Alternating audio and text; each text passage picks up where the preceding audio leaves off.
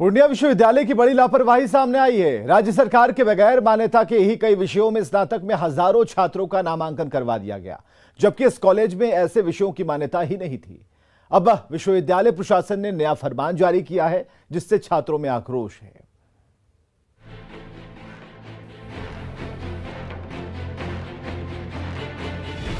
दो 2018 में बीएनएमयू मधेपुरा से अलग होकर बने पूर्णिया विश्वविद्यालय स्थापना काल से ही कई तरह के विवादों में रहा है। अब एक नया मामला सामने आया है। स्नातक 2019-22 और 20-23 के सेशन में हजारों छात्रों का नामांकन वैसे कॉलेजों में करवा दिया गया जहां उन विषयों की मान्यता ही नहीं थी। अब सच्चाई सामने आने के बाद पूर्णिया विश्वविद्यालय की ओर से नया नोटिफिकेशन जारी किया गया है, जिसके तहत दोबारा छात्रों को परीक्षा देनी होगी।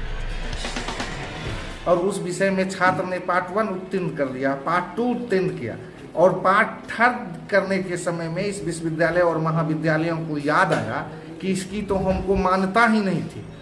ज्योग्राफी, होम साइंस, म्यूजिक और मनोविज्ञान के कई ऐसे छात्रों को अब दोबारा एग्जाम देना होगा, क्योंकि उन कॉलेजों में इन विषयों की पढ़ाई की मान्यता ही नहीं थी। एग्जामिनेशन कंट्रोलर कह रहे हैं कि एडमिशन के वक्त ये गलती हो गई थी।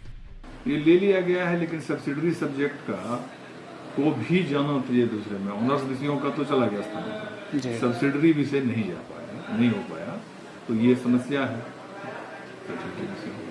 तो कितने स्टूडेंट ऐसे हैं इसमें जो लगभग सारे महाविद्यालयों में जाके 2000 विद्यार्थी होंगे उसके।